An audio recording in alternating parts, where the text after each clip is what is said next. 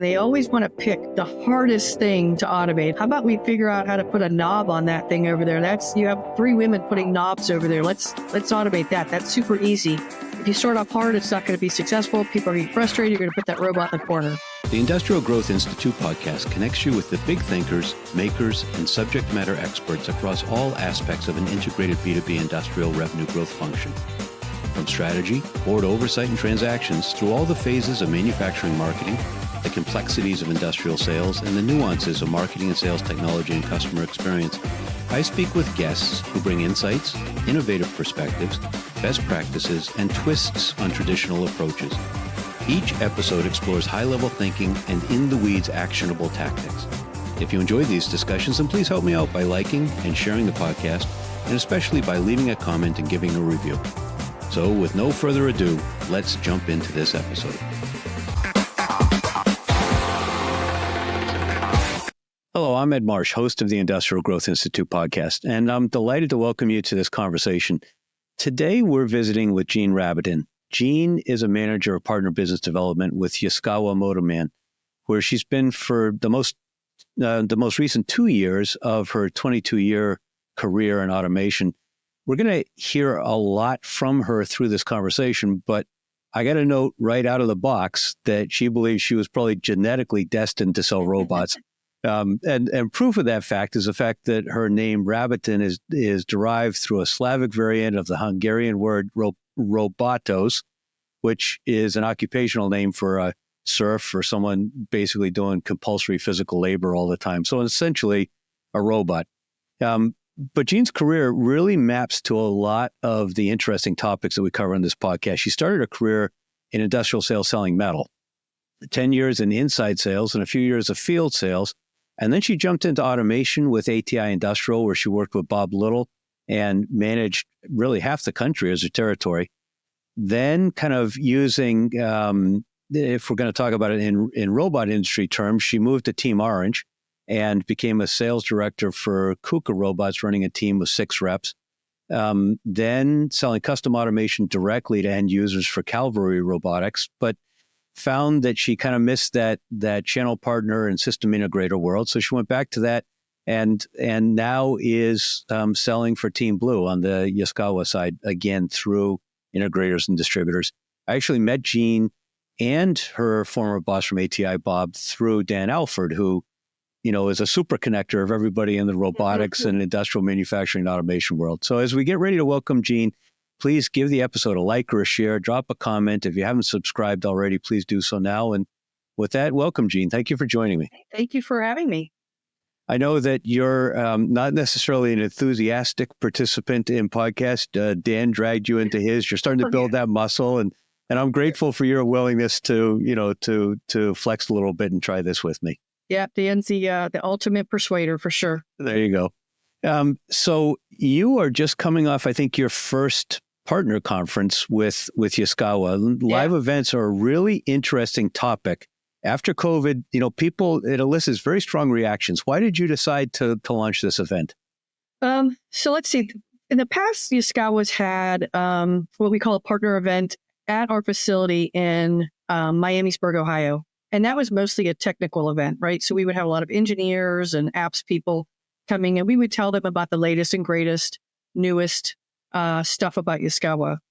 And I think that upper management just thought there was some value in having an ops site, more of a commercial type of event. So we started kind of going down that path last summer. I know during my time at KUKA, we've done that a couple times. We hosted some really nice stuff, and it was always welcome to have it somewhere tropical. All right. So we kind of went down the path of let's do this sometime in the wintertime, have it in Florida. Our first picks was more like having maybe Miami area, and then that didn't work out. So we were going to Clearwater area. Then that got hit by a hurricane last fall. We weren't sure what that was going to look like this spring. So we ended up going down the street from where I live in Fort Myers. Had a great resort. We had a lot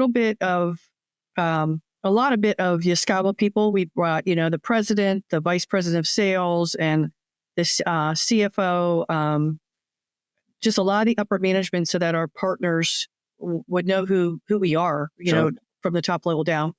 And then we invited mostly your upper level management of our partners. We only kept it at 100 attendees. We didn't want it to be 700. We just wanted to be a select crowd and make it more personal. We're going to come back to this theme several times during this conversation, but I want to hone in on what you said, that it traditionally was a very technical event, bits and bytes or details and features and technical attributes and that kind of thing. But the idea was to embrace the commercial aspect of the conversation. Talk a little bit more about why you thought that was important and how you went about planning for that conversation, because folks in companies like yours typically do default to just speaking about the technical details. Yeah. Interesting enough. So, we go to market through distribution and integration. We also integrate a lot of welding cells. We have our own product that we go to market with for automating welding. And lots of the big companies that people know buy directly from us. And for the most part, I think our partners understand that, but there's still probably some out there that think that we're their competition. So we want to acknowledge that, or at least explain where we're going on that market, and be upfront and honest about it. Really, we only do welding inside that we do full automation on. And funny enough, a lot of the partners that came to that buy our system and then do add-ons to it, right? So maybe they do some fixturing or some other add-ons or benefits to what we offer. Mm-hmm. So there's still room for integration partners along with what we're selling with our automated welding systems. So that was a main focus of that. And then our next focus was really, we don't know that our partners really know who we are. We've never had this event. We want them to know who we are, and get to talk to all of management. So it was just a great event in that respect. And we kind of came out of the gate. We had Steve Barhorst, who's the president of Skyward, come straight out and just says, "Okay, let's address the elephant in the room. We compete with some of you, or so you think we do, but here's what we do." And we do nothing in handling, nothing in all these other industries that are out there besides welding. And we don't do all the welding. I mean, you would be surprised at how many welding awards we gave away last week at our event. So, wow. Simply that question of many of our partners don't know who we are. I mean, that we just kind of gloss over that. We assume, well, geez, we've passed information back and forth. We've emailed, we've called, we've been on sales calls together for the last 5 years. But often we just take it for granted. And that's such a fundamental point. Absolutely. You got to figure our company has. So I work for a gentleman named Peter Tarbell. He heads up the partner team. The partner team is a little bit of partner support, right? So after you buy a robot from us and you're starting to program it, you're an integrator and you're starting to program it and you have questions, you need some assistance. We have a direct line that those people call for us to help them support. We can walk them through it. If we need to be, we'll go out and visit their facility to make sure they're up and running. We also have kind of like an internal sales group, which will maybe put together a quote for you, give you budgetary numbers and that sort of thing. We have general managers. We have 3 general managers in the U.S. that cover the East, the Midwest, and the West, or we call it the Great Lakes. And then under those general managers are sales guys, right? And our sales girls too. So a lot of the customers or partners just know that team, right? They just know their salesperson, and they might know their technical salesperson who kind of helps on the back end. But we're a lot deeper than that. So that was what we wanted to show. And so much of particularly partner business gets built on the strength of the relationship.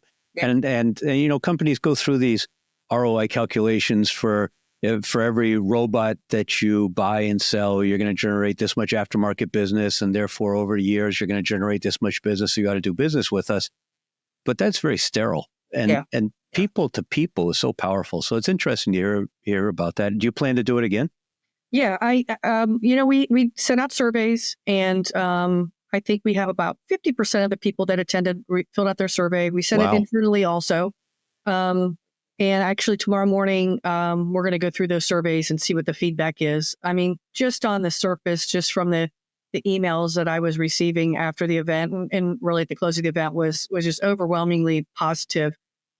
They thought that the information we gave was very informative. And so I don't know that we'll do it yearly, but every other year. I want it to be special. I don't want it to be a yearly, that's, do this every single year. So and because we're keeping it a small audience, who gets invited is who the next superstars are for the next 2 years, right? Right. So, I think we probably will, but I'll be curious to see what all these surveys say tomorrow when we review them. Well, I'd say 50% response on surveys speaks very highly to it. And I know watching your social media posts during the event, certainly you conveyed a lot of excitement, and I'm sure that you are drawing that from the attendees as well. I think so. Yeah, it was just well attended. Everything, there's so many details in something like that. And I've never been a part of planning. When I worked at KUKA, I just showed up and did my part. But this was a lot of my responsibility, and it just went off great. And we had gives such you a lot more team. appreciation for what's involved. 100%. We had, I thought I was doing a good job doing all this planning, and then we involved our marketing department. Our head of our marketing is a young lady named Melissa Richter, and man, is she a detail queen. Like things that I would have never thought of, she did it. So we started holding a weekly meeting starting back in December and kind of going over the checklists of what we need and what we, she kept us in line, and I credit her with a lot of our success too, because she knew all the details that I didn't even think about. No, that's good. We're going to come back to the topic of marketing in this context too. But speaking of in-person events, you also do a lot of trade shows. Yes. What's the goal of those trade shows? I can't imagine there's that many integrators out there that don't know about you already. So when you go to a trade show, what are you hoping to get out of it? So I think a couple things. My philosophy, and I don't know that so much Yoskawa's, but this goes back to my days at ATI. When I was at ATI, we did probably 8 to 10 trade shows a year. I mean, because some of them were regional, right? And I had such a large region from North Carolina or South Carolina down to Florida, all the way out to California and a lot of states in the Midwest. So I would do these little regional shows. And I think those little ones are kind of good because not everybody, I agree with you. A lot of the big integrators know who Yoskawa is or who ATI is. But when you start doing those regional ones, it broke it down to maybe more of a regional type of customer. Mm-hmm. But I think during that time, you're looking more for the end user too. And secondly, is it starts to say more about you if you're not there than if you are there. When I was with ATI, we had 3 or 4 major competitors, and we were the only ones selling that product at a lot of these trade shows. So we got the full audience, But I think too, it just keeps you connected with your customers. When I go, I look at it as a networking event. I'm not trying to sell anything. I'm just catching up with all of our partners, looking for the new partners. Then our sales team there is looking for the next end user opportunities. Right. So it's multi-leveled, I guess. So when you go to the show, do you have specific KPIs that you're tracking when you come out of it? Not so much me. I think we're looking at leads, how many leads we got last time, how many converted to something and that sort of thing. But that's not so much my background in there. But obviously you want more leads. We are doing a little bit of a different thing. We started kind of playing with this last year at Yoskawa, and that is typically the leads from these trade shows would go back to the region that the salesperson, that the lead is coming from, right? So we would hand all those leads over to that salesperson. But what we were finding was that salespeople are salespeople, and they're going to want to keep every bit of that opportunity in their region to maximize their commission. I mean, I get it, right? I mean, that's how you're paid. So they were maybe giving some of these leads to partners that weren't the best partner, but they were the local partner. And we realized that isn't the right way to go. So what we're starting to do now is those leads that come out of these trade shows are now actually property of Yoskawa. And the partner team and upper management goes to these leads, and we distribute them to the proper partner who we think is going to best, serve to get the sale, right? And to do a good job for the end user. Because at the end of the day, if you have a bad integrator putting in bad automation, a lot of people want to blame the robot. The robot sucks, right? So we want the right partner for the right applications. one of the things that I see almost across the board with industrial manufacturers, there's a lot of excitement going into trade shows and really very poor follow-up on leads. I mean, I would say anecdotally, not more than 30% of trade show leads get consistently followed up on. How do you manage that to make sure, particularly because you're doing it a step removed, how do you know that your integrators and your channel partners are actually following up on the leads well? That's kind of what one of my roles is. We will, during the trade show, we have a daily meeting. And in the morning, we review yesterday's leads and we decide what partner these will be assigned to. So while you're at the show, you make that decision the very next morning. Yep. And for I would say probably for 60, 70% of those leads, there's a handful that maybe doesn't have enough information. So we give it back to the salesperson and say, follow up on this. But we first start off with the partner and we give them, I'll have a meeting with them and I'll give them a spreadsheet if there's multiple leads and kind of go through the details of what we know about these leads, have them follow up. And within a couple days, maybe a week or so, I follow back up with them and say, what do you need? What do we need to do? Where are these, how are these leads working out? Right.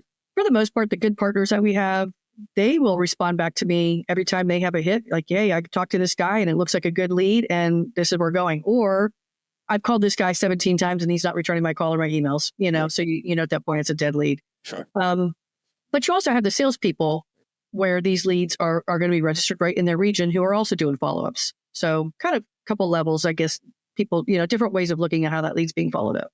Got it.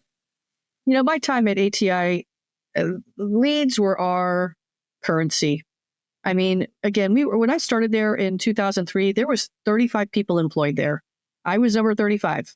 Over the years from 2003 to 2018, it grew to over 300 and some people. Wow. So it was huge growth, but it was an exciting time because we were nobody knew who we were. We were at these trade shows and every lead was valuable to us. So, right. I mean, I remember personally following up on, there were some shows I would end up with 80, 90 leads in my territory that I would be pinging every single one of them, and then plan sales trips around those leads, right? Sure. You got one guy who's interested in this. So you go plan a trip around him and you visit a half a dozen other people while you're there. And a lot of that is obviously your work ethic and the way you approach, the challenge in front of you. I think also knowing about Bob and his background as an infantryman in the 82nd, my guess is that there was a culture of accountability and hard work, and we're going to get it done. We're going to do it, whatever it takes. And so it was probably a really exciting environment to be in. It was very exciting because the growth was just so fun just to be part of that team, and when I started, I remember Bob sent me on a reconnaissance mission. And everybody called it that. Yeah. And I was in Texas visiting some customers, and he sent me to one of our competitors in the Dallas area to go take pictures of their parking lot to see how big they were, how many people were in that parking lot, that kind of thing. And of course, I had a flip phone at the time. You imagine what that camera looked like, right? And so it was kind of funny, but it was excitement throughout the company as far as I'm concerned, that everybody was watching that grow. And it got to be, how today when you're going to sneeze and you grab a tissue, you call it a Kleenex. Right. And that's what we turned the tool changers into. When by the time I left in 18, people would call it, you need an ATI. Wow. They could be talking about our competitor's tool changer, but it was called an ATI. That's neat. Yeah. So it was a great time to be a part of that growth. So then let's go back before that, the beginning of your career, you started out selling metal. How did you stumble into selling metal? So I grew up in the Youngstown, Ohio area, and Youngstown, Ohio is where all the steel mills are, right? That's kind of where I graduated high school. I started working for a cold roll steel company. We did cold rolling and slitting. That company was decentralizing sales, and I had to get a new job. And I had an opportunity down in North Carolina to work for a structural steel company, which was completely different than the cold roll coil type of company.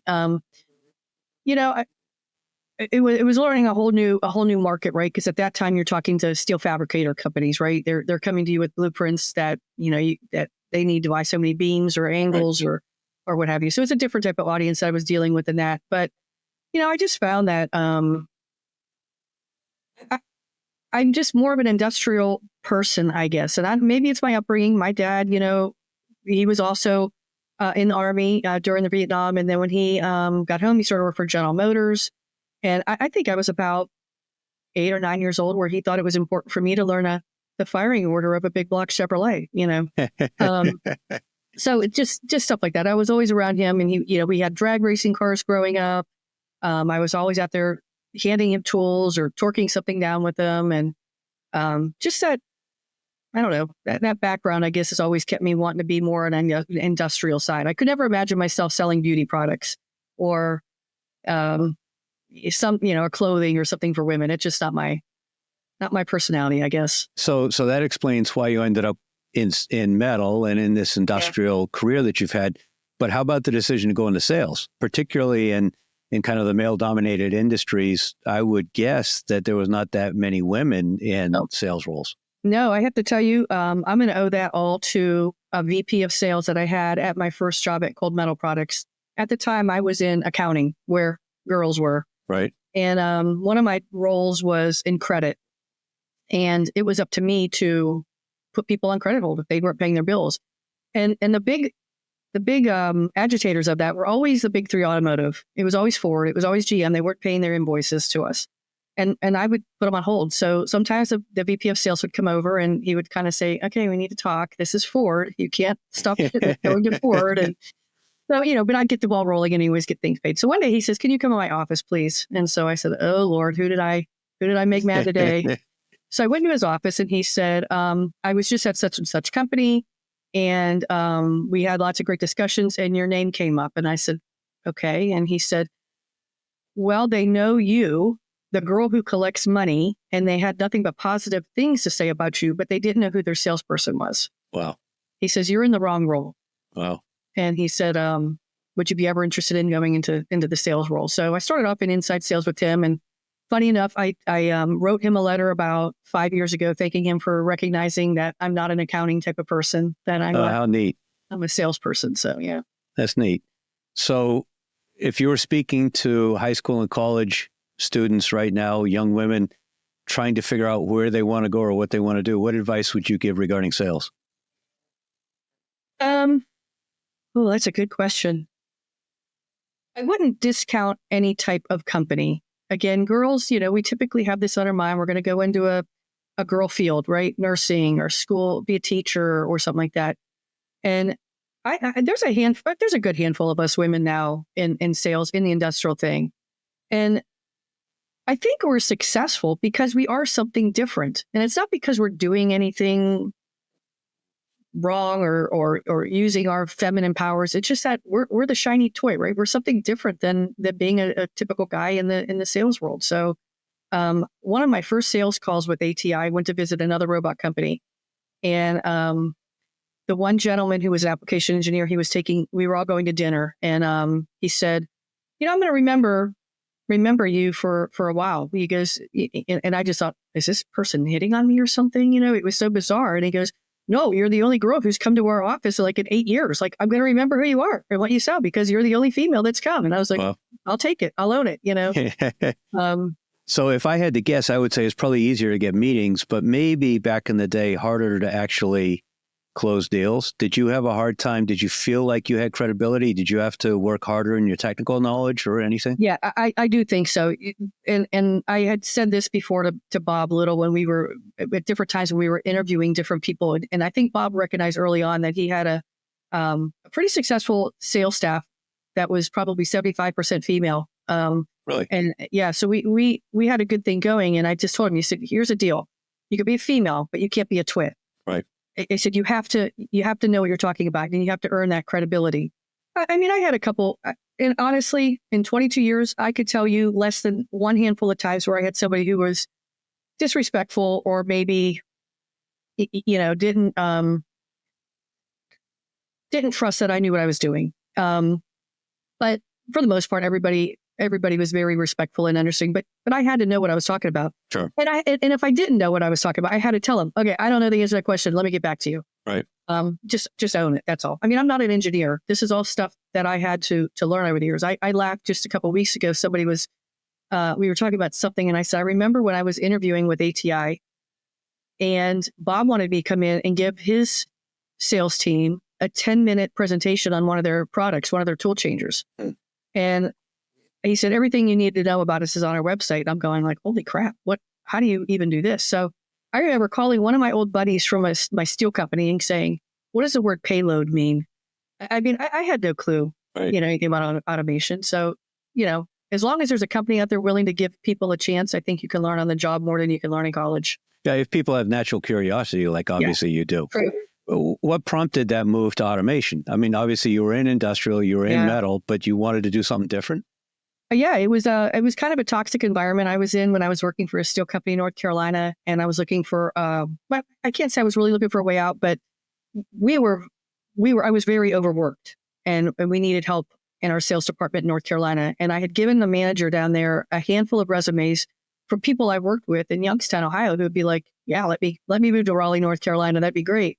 He told me he was going to run an ad, and I looked at our local newspaper to see the ad. And there wasn't an ad, but there was this ad for this company at ATI who was looking for these automation. And I just read it. I thought, boy, that would be such a cool job. That would be such a cool job. And got my resume together, brought it to work the next day, put the stamp on it, walked out to the mailbox and told God, okay, I have zero qualifications for what they're asking, but this is something I'm very interested in. So it's in your hands, God. And here we are 22 years later. Wow. So when you went to ATI, were you selling directly or were you selling through channel? Nope, directly. Everything was going through. I mean, my customers were anywhere from BMW going straight to the car plant to selling to the integrators who integrate to BMW. So anybody and everybody. One of the interesting things about Bob is that he's built this huge LinkedIn following. It's nearly 25,000 people. And he's kind of transitioned from being this technical product guy to a robotics and automation evangelist and futurist. So you left there in 2018. Had he begun that transformation at that point, or was that after his successful exit? Do you know what prompted him to over-index on LinkedIn the way that he did? It was definitely after I left. When I left, for those first, I would say 14 years of me working at TM, my boss was Bob. I would go to him directly with any questions, problems, issues, or good stories. And then we hired a sales director, and I think that freed up some of Bob's time. And then after, I don't even know year it was that they sold to Novanta. And I think after that, that's kind of when he probably transitioned more into being the guru of all things robotics. Got it. So you didn't have an example of an early mover in social media as part of your sales training? No, absolutely not. No, Bob definitely evolved in that. When I met Bob, he's probably going to call me all kinds of names. He was not a social man. He was not comfortable in front of customers. He didn't like being at trade shows. It just was very awkward for him to engage. So yeah, he's definitely evolved over the years. So when you first went to KUKA, you didn't really have channel sales experience at that point. You'd had a lot of sales and automation experience, but all selling direct. Yeah. That was, so my role there was sales director. I had a handful of gentlemen that were reporting to me. It was definitely a big difference than what I was used to. But with that being said, by this point, I knew everybody in the industry. I knew all the integrators, had, just relationships with all of them. So it was kind of an easy transition to do that. The exciting part about that was that I had a couple new and younger sales guys that were going to be on my team. And that was the fun part. I really enjoyed doing that mentoring and introducing them to people and kind of bringing them up in the industry. That was a lot of fun. And how did you learn the channel part of it? Well, actually, I worked with a couple. There was two other sales directors at the time, Peter Tarbell and Kevin Gavin, and they both kind of knew that. Peter Tarbell's my boss now. Right. Peter's been started off in the distribution world. That's where he kind of came out from machine tools and that kind of background. So he understands the distribution part of it, where that is still different for me. Integrators, I get it. Not only do I get it because of my time at ATI and KUKA, but then I went to an integrator. And so I get the whole system partner integrator aspect of it. But the whole distribution thing was definitely a learning curve for me and still is. I mean, I feel like I've attained some of that information over the last couple of years with Yaskawa, but that's definitely Peter's sweet spot. He knows that industry well. Yeah, I want to pull on that thread a little bit more in a moment, these different kinds of channel. But first, to your time at Calvary, selling for an integrator, I think you said at one point that was the hardest sales job that you'd ever had, selling Absolutely. custom automation directly to end users. Why was that so uniquely difficult, and how has that insight helped you coach your integrators to success? Yeah. It's hard because, number one, you're selling not just a piece of that puzzle, right? You're selling the whole, you're selling the solution, right? The whole puzzle put together. I'd argue you're selling the outcome. Yeah, exactly. And it's really hard to convey that to the end user. And there's a lot of trust in there, right? I will tell you that during my time at Calvary, I came across 2 or 3 end users that I'd sold to who had zero automation. And if they have zero automation, it was almost easier to sell to them. They were willing to trust you that you were going to be able to do what you say you are. Right. But there's a lot of end users out there who have bought bad automation and they're not trusting. And that was the hard part, right? Those relationships with your end user type of customers are a lot different. It doesn't feel as much of a partnership. When I'm dealing with the integrator, right? My channel partners, I mean, the word partner is in there. We're a partner. I'm going to help you. We're going to get this sale together. Right. When you're going to the end user, it's kind of you and you alone. But I don't know. It was a hard job, and I had some great successes, and I learned so much about it. I mean, I had a whole new respect for it after I left Calvary. It's just a harder sale. It definitely is hard, and it's also, people are people. It's interesting to me to hear Dan Alford talk about some of the relationships he's got both with his robot suppliers, but also with some of the customers that he's had for years where they really do have a partnership. And maybe it comes back to the fact that he typically, when he says he's going to do something, they do it and they do it well. Yeah. And the other thing too, I'll be honest with you, I was only at Calvary for 3 years and I started there, funny enough, I resigned from KUKA on Friday the 13th of March, 2020. And on Sunday, the 15th of March of 2020 is when we were told the world's shutting down. Right. So I didn't meet my coworkers or any of my colleagues. I couldn't even go to Calvary's office for 6-7 months. So I felt like that time, I mean, I was doing what I could to try to learn who everybody was at Calvary, what the processes are.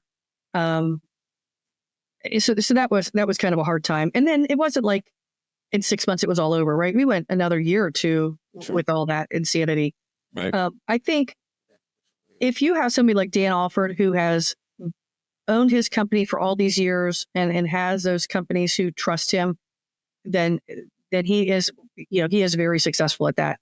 Right. I didn't give it enough time. I was only there for 3 years, and had I stayed longer, then that might have been a different story. All right. So let's dig deeper into channel, because you've got a fairly complex channel arrangement. I'd say more complex than many industrial companies. You've got distribution, you've got integrators, you may have some referral partners. What other parts of the channel program do you have? That's probably it for the most part, is going to be the integrators, the distributors. Peter and I do dabble in what we call technology partners. So technology partner to us is going to be your ATI and your Shunk or your vision companies. We're working on this thing right now with a company called Hypotherm.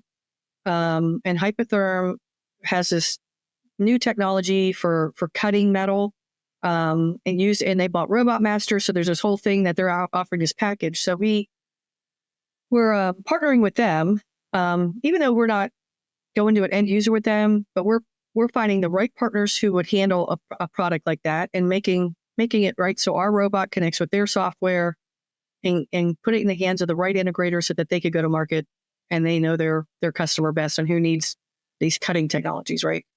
So it's not even so much about something specific to go sell to somebody specific. It's much more about just building the ecosystem. Yeah. Yep. There's other companies out there like finishing companies, right? There's a handful of companies out there that do polishing, finishing, cutting, or deburring. So we have those type of partnerships with those companies, and a lot of I will tell you, funny enough, that because of that growth at ATI, so many of my old coworkers are at all these different companies, and it just, that relationship never died, right? We all grew up in that thing. So, when I talk to these different companies like Push Corp or just a gripper company, it's funny to me how many of my old coworkers work at all these different companies. So that relationship is still going, And how do you measure the return on some of these, I think you call them technology partnerships? Well, I don't know that there's so much of a KPI or a measuring on it, but if we have enough interest with integrator partners who say like, yes, I want that, that's kind of our signal that, okay, we're going down the right path. And this is something that's needed in the industry somewhere in manufacturing. And like I said, our partnership right now with Hypertherm, that's been a big one. We've been working on that for about a year. And, we have a handful of technology integrator partners who want to be a part of that. And it's been growing, and we feel really positive about it. And are there specific plans for how large to grow it, or different adjacencies to move into, or is it just kind of a very ad hoc and organic sort of a thing? Kind of organic at this time. I think once we get a couple of successes under our belt and know what we don't know, I think you could see some growth on that. Could be an interesting element of your next in-person partner event. Bring some of those people in. We did. So we had in a mix with the internal people who spoke at our event, we had Alex Shakani from the A3 come and speak about the latest and what's going on in the robot industry. We did have Hypertherm speak. Who else did we have speak? We had a company that does some robot management systems, right? You might have a bunch of robots in your factory, and this is kind of like one of those softwares that kind of maintains or monitors each robot. I know I'm forgetting some people. Oh, we had Plus One, which does logistics and warehouse parcel induction type of systems. So we had a couple of those type of partners come in, and not so much sell what introduce what they're selling, but talk about their market. Yeah, sure. And is there any sort of informal or formal mechanism by which you share information on shared accounts or help make introductions to each other's accounts or anything? 100%. Yeah. I mean, we're trying to get these products out to the integrators, but we want to make sure it's ease of use, right? We want to make sure that our partners know how to plug and play, I guess you say, right, and go from there. So absolutely, we'll help them, support them, introduce them to the right people. And if they want us to go in with them all day long, we'll help them do that. One of the neat things about that stuff is that often that actually creates new ways to get into an account. So even if you've been struggling to get into an account for a while and you're not sure they're ready to buy whatever you sell, if you can be a resource and say, hey, I thought you'd be interested in this. Do you mind if I introduce you to this person? Maybe there's some value. Then suddenly you're contributing value and not even trying to sell something. Yeah, 100%. That one of the things that Hypertherm has been telling us for a while is the need for automation in building pressure vessels, like air compressor tanks, stuff like that, and made it larger, and how hard that is. Right now it's all manual, and it's hard to automate because they're cutting these products, and then if they're not, it's hand cut, right, with a torch, and if they're not done well, then it's hard to automate that, right, and weld it. So they think there's huge growth potential with these pressure vessel companies, and they're all over the world. Pressure. Sure. I mean, you think of all the industries that have some type of a pressure vessel. Right. How do you avoid channel conflict? You talked about how you've changed the way you distribute trade show leads so that it's not just a direct channel that gets them. But if you've got direct distribution and integrator, when that team gets together that next morning at the trade show, or when you get a lead in off your website or somebody calls in, how do you manage that conflict? And then when you've got two different channels that happen to be working on the same thing, how do you manage that? So we try to give the lead to one partner and only one partner and lead with them with that. I don't want to give this out to a half dozen people. Right. But the reality is, and I know this from my time at Calvary, the end user isn't just going to get one quote. Right. They're going to get 3, 4, 5 quotes. So if they want to be introduced to 3, 4, or 5 of my partners, I'll do it all day long, because I'd rather be introduced to my partner than having them go to other robot companies and use a different robot. Right. So and I think for the most part, integrators understand that. I mean, you're not everybody's like Dan Alford, where they get a company that just goes back to them and gets, just keeps buying reorders. Right. So I haven't had too much of a problem with that. Now, when it comes to distribution, we don't hand them leads. Our thought process on distributors are that we want you to go to the end users. Like, we want you to go to those places that we don't have feet on the, boots on the ground to go into, right? They're going into smaller places, or maybe places in regions that we don't have anybody. Okay. So we don't give them leads. They come to us with their leads. I see. Yeah. All right. Then the flip side is most integrators, I think, sell most robot lines. That's my impression. I don't know if that's correct. Am I on the right track? You know what? The big yellow elephant in the room is there, right? And they have a lot of partners who are exclusive to them. Okay. We don't ask or demand for exclusivity with anybody, because we think that's, a little bit selfish. You know what I mean? Like, you just eliminate a lot of customers because you won't even entertain using another robot brand. Right. But when we bring on a new partner, we ask that you lead with us and prefer us. And that's the best we could do. We understand if you're going to have a couple other robot companies, but I'm seeing the most successful integrators out there do have relationships with a couple different robot companies, or they will be well-versed in all the different robot companies, because at the end of the day, you have plants that just are standardized in certain robots. And if you can say that I'm not using that robot, then you just lost that sale, right?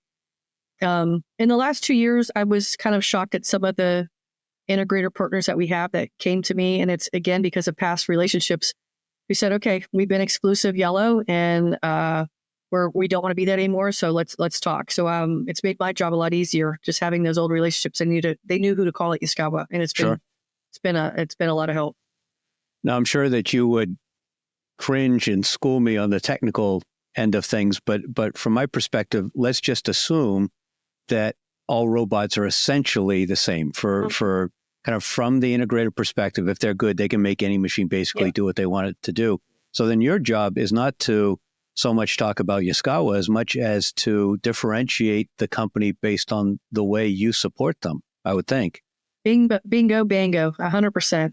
I'm kind of with you. I mean, I if you were to talk to some of our engineers, I'm sure they would look at me cross-eyed. How dare you? But there are some things that we do that we think are better, and on the technical side, and I'm sure others think they do it better too. I know my time during Calvary, there was, depending on the application, depending on what robot brand we were using, and they used really everybody. But 100%, when I was interviewing with Yaskawa, and again, I knew Peter Tarbell from our days at KUKA, and I said, all right, Peter, we worked for a company that was German, but got bought by the Chinese, and it got to be real weird there. What's different between KUKA and Yaskawa? And he said, I've worked at a lot of places, and I called Peter. If he hears this, he'll laugh. I tell him he's a robot whore. Peter has worked for Denso, Staubli, KUKA, and now Yaskawa. He has worked for more robot companies than anybody I know. And he says, well, I think I could speak because I'm experienced at all these different robot companies. He goes, but what we offer is our culture of support. And I said, okay, tell me what that means. He says, well, when we worked at KUKA, what it was like to get support. If somebody would call in for support, the first question on the desk would be, what's your credit card number? And we don't do that. So if you're a partner of us, we have a partner team. When you dial into KUKA's 800 number, the first thing is, do you need support? Press 1 or 2, or press 1. And are you a partner? Press 1. And that goes directly to our partner team. There are people who are just there to answer partner questions, and then we have the other 800 number that is for anybody and everybody. Sure. But I do think that we do have that culture of support. So you're operating at a high level. How often do you actually dig into the mechanics of specific projects and opportunities? Are you making end user calls with your integrators, or are you just kind of standing back and coordinating? Kind of standing back and coordinating. I've been involved in a couple, but mostly because, again, in my past relationships, somebody will get me involved, and I'll find the right partner, get them involved, and if it warrants going with them, I will. But for the most part, I hand them off to the right people. And how about technology to track training and certification and leads and market development funds? Do you all have you used a PRM, a partner relationship management system for that, or do you do it some other way? No, we don't. There's some of the people within our partner team track some of that.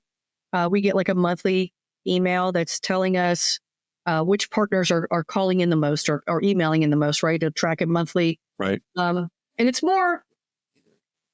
kind of twofold. It tells us who we're hearing from the most, right? But then we can look at some of these projects and say, oh, well, yeah, they just bought a dozen robots. Of course, they're calling in a lot. They have a big project. Right. Or we could say, why are they calling in so much? They haven't bought a robot in 6 months, stuff like that. So we kind of track it in that respect. It also helps us learn that maybe this company is integrating something and they don't have the training they should have had. Mm-hmm. We feel like we're becoming their inside integration team, and we Right. don't want to become that. We want to support you, but we're not going to integrate it for you. So that will spark conversations that maybe Peter and I have to have with the partner saying, okay, you guys are kind of bothering the crap out of us, and we feel like your team might need some inside, training, and maybe it's time to start talking about some opportunities for that. How about an ideal partner profile? When somebody approaches you, do you have a formally defined We do. profile? Yeah, I wrote it down so I didn't skip any of the things. So I'm going to put my glasses on so I can read it. But so we have a couple of things with the distributor. When a distributor wants to come on board, and there's a lot of distributors who will ping us and want to come in. So we have those calls, and I appreciate the call with the distributor. But the big thing is that you, how did we work this? Yeah, you have to make Yaskawa a preferred partner. Right. If you have another robot brand, you have to prefer us over the other brand. And some people maybe want to have us for the industrial side and use another company for collaborative robots. So they won't ever sell our collaborative robot, but it is what it is. They need to have inside resources, right? They need to know, they need to have the robot pro on the inside. Again, we don't want to do your integration. We just want to support you, but you have to learn our stuff. And you have to call on end users. You can't be calling on integrators. We already do that. We already know who all the integrators are. And so you'll have some of these, distributors want to come in and go call on all the customers that we're already calling on. So it makes no sense. We don't need you to do that. And then we say that you have to have a value add. And what we mean by that is, I don't want you just to go out with the line card and saying, oh, look, we have robots too. You got to have some kind of value add. You have to say that you could do a simulation for these companies, right? Well, we could do a quick simulation to show you what it would look like. Or you could develop your own integrator partner that we're not part of, right? And go that route. So there's got to be some type of value add to that. So that's how we go to market with the distributors. When it comes to a rating system, we kind of have an ABC scorecard that we have for all of our partners. It mostly applies to integrators, but your the first letter of the ABC would be, do you buy more than 20 robots a year? And it could be any color robot, but do you buy over 20? I mean, if you're a company that's only buying 5 robots from 5 different companies a year, then you're not going to be an A for us, right?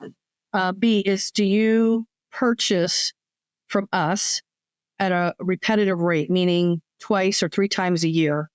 And we want you to be at least twice a year because we want you to have that knowledge, right? Whatever you learned from the last time, and we don't, again, want to keep retraining you and re-supporting you on these. We want you to know what you're doing. So we feel like if you're only buying a robot from us every couple of years, you're going to lose that. Yeah, it's perishable. Exactly. And then 3 is, can you support what you've sold, right? Can you integrate it? So those are big things to us. It really is about support. And it's never a numbers thing. I don't give anybody an A because they bought 150 robots from us. That's not what that's about. It's about being able to support the stuff that you buy from us. And do you have a matrix for geography or vertical industry focus or other factors that figure into it as well? Not that I'm aware of. No. There might be something more high level than what I'm involved in, but I don't have that. Okay. And then, so that's for selection to make sure they're a good fit. How about the onboarding? It's easy if somebody has a project and the end user said, hey, we want you to use MotoMan. And so they come to you. But once you get past that initial lull and that initial project, how do you keep momentum or how do you build momentum? Yeah. So funny enough, we have a really unique program we call the TOPS program. And what that does is it's for any integrator that is coming on board. We have a special training session we do for them, and it's no charge to our partners. It's not like they come, because we have two different types of training, right? You have the Yaskawa Academy, where you come to our facility and you do a 3, 4, 5-day training on a specific thing. It could be programming 1, programming 2, or learning something about welding, or coming in for collaborative, whatever. There's specific classes. And with that, you're going to get a certificate saying that you did this, and it's got all of its certificate things that go with it, right? Accreditations. Okay. But the TOPS program is something that we do within our partner team. And what's great about that is we send out a little survey to your guys who are going to be programming the robot. They might be well-versed in how to program a yellow robot, an orange robot, and we want to know what they already know, because then we have a class that's only going to be about 3 to 6 people big. And we'll say, okay, you know that this robot does it this way, we do it this way. And that way you're not wasting 5 days of a class. That's about a day and a half, a two-day class, right? Day and a half of teaching and showing how this works, and then maybe a Q&A afterwards, or, sit down with a specific application afterwards. And so that's been really beneficial. You require new partners to attend the training? We don't. If we offer to them, it's free, right? They could come to our facility for free, or we'll go see them for a cost, right? We're going to pay for our travel. We have a team of I would say there's about 6 or 7 guys that could do this training. We have a robot and a cart that we sit there and teach them, all these different aspects of it. But it's been very well received by our customers, right? That they're not just forced to go into a cat. I mean, if you have a guy who's been programming a yellow robot for 15 years, to send him to Yaskawa Academy, what a waste of time, right? Here he knows what the red button means, stop, Right. But with that survey too, when we send them that survey with the questionnaire of saying, asking where their robot level is, that kind of, I'm sure we've gotten some of those back where we say, like, okay, if you're not ready for TOPS programming, you do have to go to Yaskawa training. You have to go learn what the red button on the pendant means, Sure. So, but it's been a great training through, and because at the end of the day, nobody really has time or wants to spend 5 days in a class, right? So it's been a great tool for us to bring on new partners. So you spoke in terms of the event early in our conversation about how you wanted to cover commercial topics, not just technical topics. But experience tells me that the way a lot of this kind of machinery gets sold is very much based on technical features. The problem is the people selling it are selling to technical buyers who can make the vendor selection, but they don't make the business decision. Yeah. What do you do to help your integrator partners understand how to go higher in the organization, how to make the business case, how to find out about capital approvals, how to talk to all 10 members of the buying team, or all of those kinds of things to make sure the deals actually happen? I can't say that I'm part of any of that. But I think when I think about some of our partners, those are the partners that I want to be partners with. Sure. And the ones that already know how to go down that path and how to sell. And don't get me wrong, we have some partners that are a small company and they do a phenomenal job.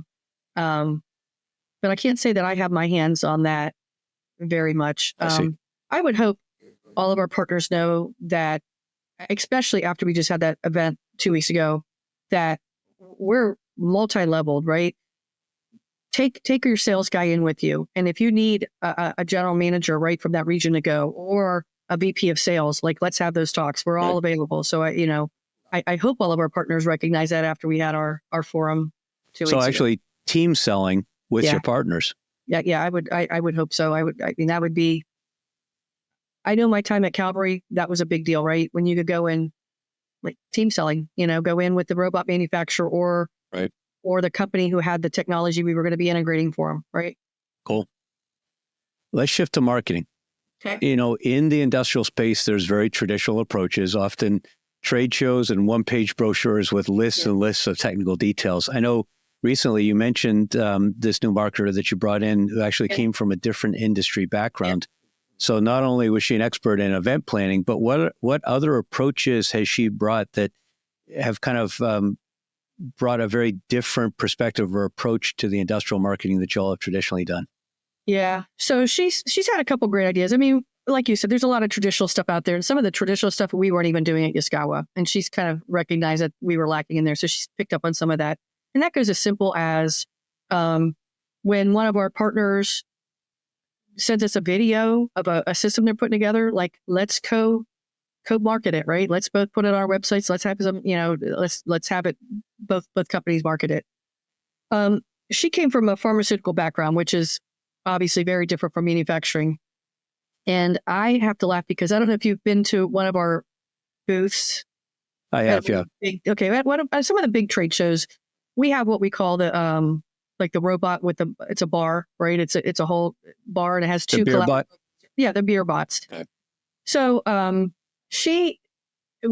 that's a big draw, right? That line is always down the hallway when the beer bot opens up. But she came up with this idea. Let's have a selfie station, and I think a lot of people in the company are like, that's pretty cheesy. But I can tell you, when she puts that thing on and it's parked next to the robot serving beer, you will have pretty much anybody come over and take a selfie with the robot serving beer in the background, holding your beer while you're at a trade show. And is it a gimmick? Maybe, I don't know. But it's another marketing ploy, right? All these pictures they can upload it to their social media pages. Sure. How many people get to say that they got served beer by a robot, right? Right.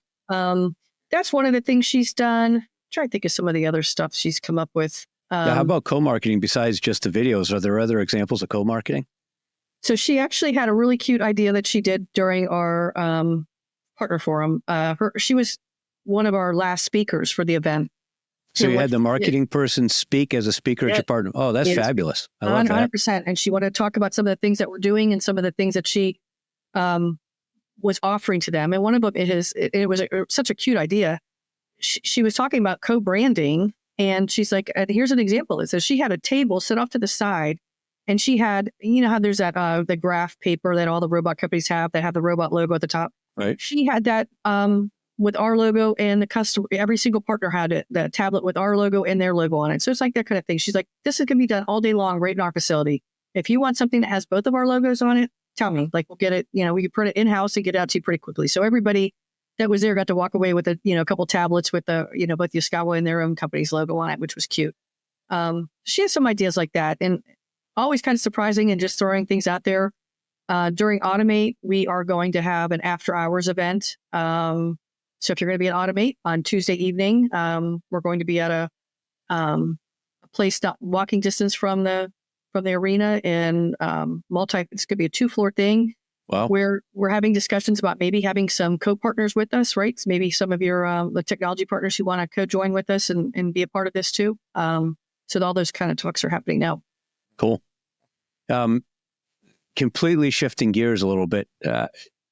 Everyone's got a jam-packed schedule, and different folks have different ways to burn off stress and keep their mind clear. I know from conversation, you do a weight workout every morning in the middle of the morning. What else do you do to try to keep yourself focused and keep a clear mind and manage the stress?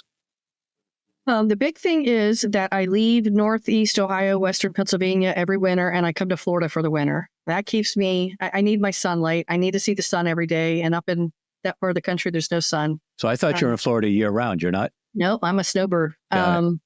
So obviously down here, we've taken up boating. We do boating a lot on the weekends. And of course, if you're in pickleball or Florida, you have to be in pickleball. So we play quite a bit of pickleball. Started off as kind of a thing in Pennsylvania with my church group, and then we just grew to love it. And then we came down to Pennsylvania or down to Florida, and there's pickleball courts right in our neighborhood, and we've made so many friends playing that. It's what I love about that sport is you could be 15 or 95. Right. And I'm amazed at how good some of these, you definitely can't judge a book and pickleball, because I'm always shocked. I'll see somebody out there. I'm like, oh yeah, I'm going to take this one. And I'm like, holy cow, I just got my ass handed to me by an 80-year-old guy, Right.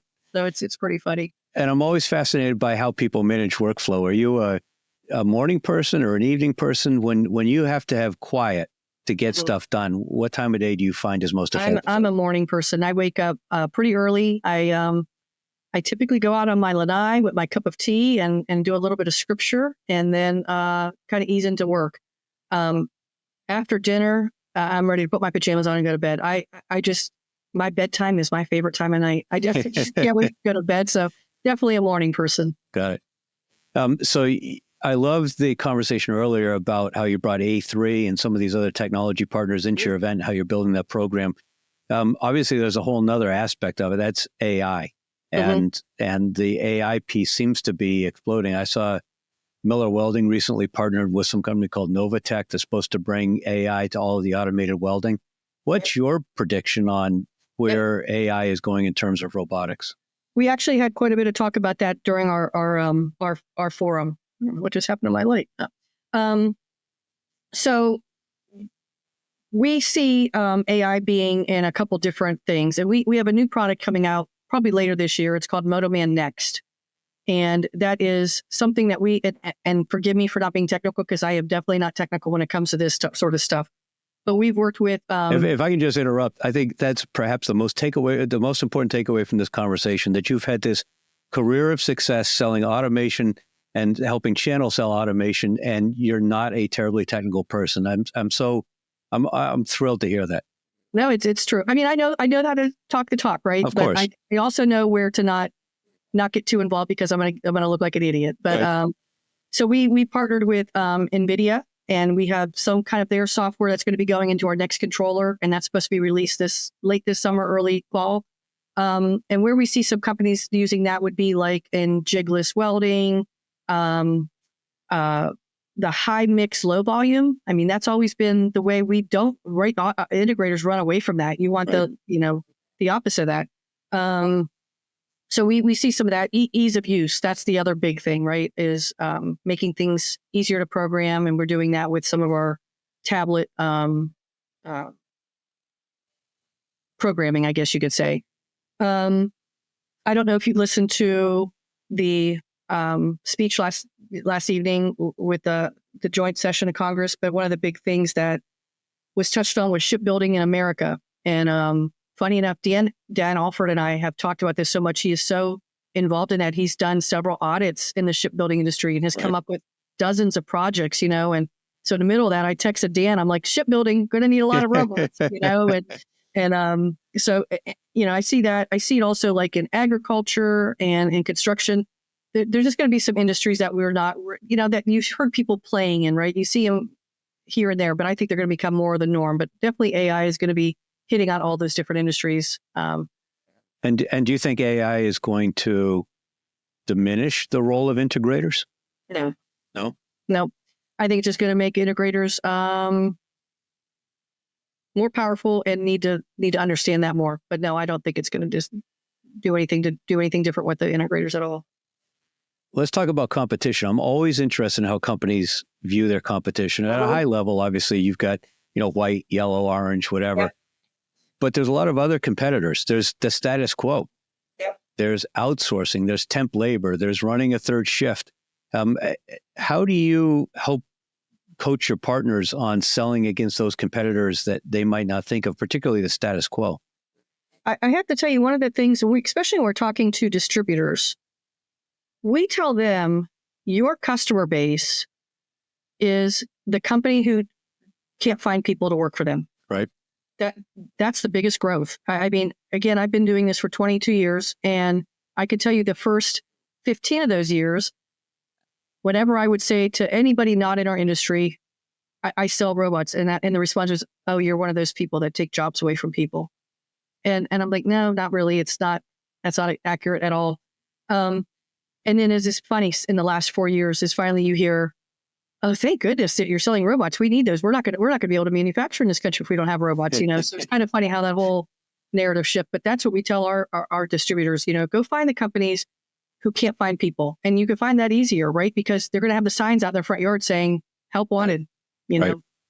Bob posted a graphic. I don't know. LinkedIn lately has been showing a lot more old posts. So I was going to say he posted this morning. I saw it this morning. I don't know when he posted it. Yeah. But it was like one of these time-lapse graphics that showed the adoption of robots in China, where clearly they're not doing it for the cost of labor. They're doing it for, consistency of production, consistency of quality, all those other kinds of benefits.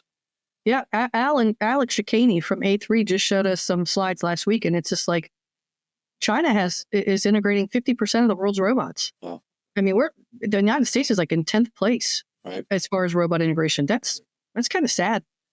When you think about this. Speaking of that, you're at an interesting spot to be able to watch these high-level trends in reshoring and advanced manufacturing and automation.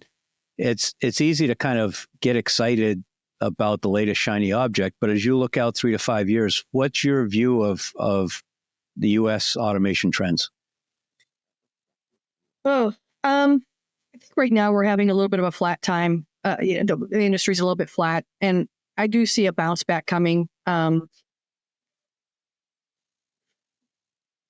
can't predict things. Like I remember being in my first job at my steel company, and this one guy shows me this CD-ROM that he puts into a computer, and it starts bing banging and all this stuff, and it's making this noise, and he's getting on the World Wide Web. I'm like, I don't get it. We have a telex machine. Why would we need the World Wide Web? So I'm a horrible judge at that. But I can tell you that over the years, I mean, when I started in automation, the main people that automated and bought robots and bought automation products were automotive. Right. And then it's finally graduated to the other. And I think one of the slides that we just saw from Alex was that it's kind of even, and maybe even a little bit more of non-automotive accounts or applications over automotive. But you got to remember, these last few years have been wonky, and everybody was talking EV. And I never really could get it because I just didn't. And believe me, I think electric cars are cool and they fit a market and all that. But I didn't see them overtaking the world. Right. I think you had all these automotive companies who put everything on hold because they're like, we think we have to go with all battery. We don't know, but nobody's buying them. So we don't know, and I think it's finally turned, and I see automotive is probably going to start ramping up again and probably re-automating a lot of these plants and doing new technology. And we just heard yesterday, Honda's building a new plant in Indianapolis or Indiana, someplace, bringing it back from Mexico. So I think you're going to see a lot of that reshoring. And but I do think automotive is always going to be there. They've been on. But how about broader adoption across all kinds of industrial manufacturing, though? Well, I think the big one's going to be a lot with think about how we shop now. I go grocery shopping, but I haven't been to a store like a Walmart or anything in a long time because I just go on Amazon. It's like, yeah, I need some dishwasher fluid. Right. And I need, some mascara. And so I order it and it gets shipped. So I just think that's where you're going to see a lot of big growth. The logistics and warehousing, it's just, the sky's the limit. I mean, I don't know anybody who doesn't use an Amazon or a Walmart or something like that to buy stuff, getting shipped to you, right? Right. Yeah, I think I just ordered a single 3-ring binder on Amazon. 100%. Just to save 30 minutes driving to Staples. My husband called me yesterday, said he was going to go to Sam's Club if I needed anything. I said, get me some of that stuff that goes in the dishwasher. He called me, he said, they don't have it. I said, okay, I'll get it on Amazon. So I have the finishing fluid for my dishwasher coming today from Amazon. So what does sales channel have to do to adapt to these bigger trends in automation? Anything, or do they just kind of keep doing what they're doing? They keep doing what they're doing, but you're going to have new players come into this, right? You have a lot of the integrators out there that, and I want to say old, but that's not derogatory anyway. The older integrators who started off doing all these automation for automotive, and when automotive is dry, they have to shift or they're going to close, right? They have to go into some other industries. Maybe they didn't.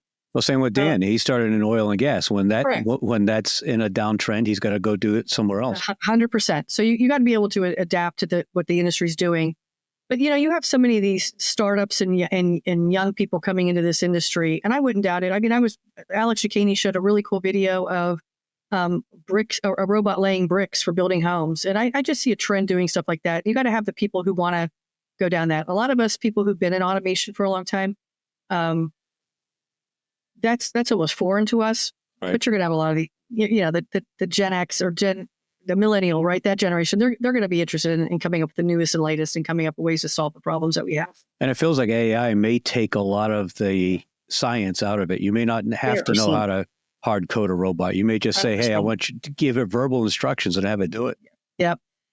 We have this really cool demo for using AI with our robot, and it's in that new controller we have called, for the Motoman Next. And it's kind of machine learning where it's filling totes. And you're not telling it to how to fill it, but it just recognizes this box compared to that box compared to that box. Right. And it refills it and empties it and it starts all over again. So I do see, that's very generic and very dumbed down. I mean, if you could just imagine what that does, imagine what more could be done with it.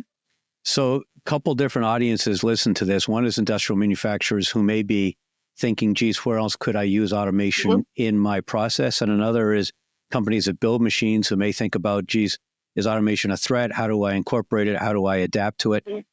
what resources, you mentioned Alex and A3 a couple times, what other resources would you recommend people follow? Where do you go to kind of keep up to date on the latest and greatest in automation trends? I have to tell you, I'm a member. I'm on the membership committee for the A3. So that's kind of where I get a lot of my information. I follow podcasts like yours, right? There's podcasts out there all the time like you, and Dan Alford has something, kind of seeing what the newest, latest, and greatest. But I would tell these companies who maybe have that fear or that unknown, I don't know a single integrator out there, or even a robot company, who wouldn't come out and do a free, what we call an automation audit, right? They'll come out and look around and say like, yay or nay, like you ain't got nothing, I did that so many times during my time at Calvary, and, you go in and they always want to pick the hardest thing to automate. I'm like, how about we figure out how to put a knob on that thing over there? You have 3 women putting knobs over there. Let's automate that. That's super easy. If you start off hard, it's not going to be successful. People are going to get frustrated. You're going to put that robot in the corner. Let's start off with something easy. But all day long, there's integrators out there who will come in and do an automation audit for you to tell you, where some good possibilities are to start. I think the most important step in industrial sales is often the factory walkthrough. Yeah, 100%. 100%. So that's for automation. How about resources for people interested in best practices in channel management and how that's evolving? I don't know. There's no great channel management I guru don't, or anything that you follow? I don't feel like there is. I mean, I feel like this is all like tribal knowledge. I'm learning from.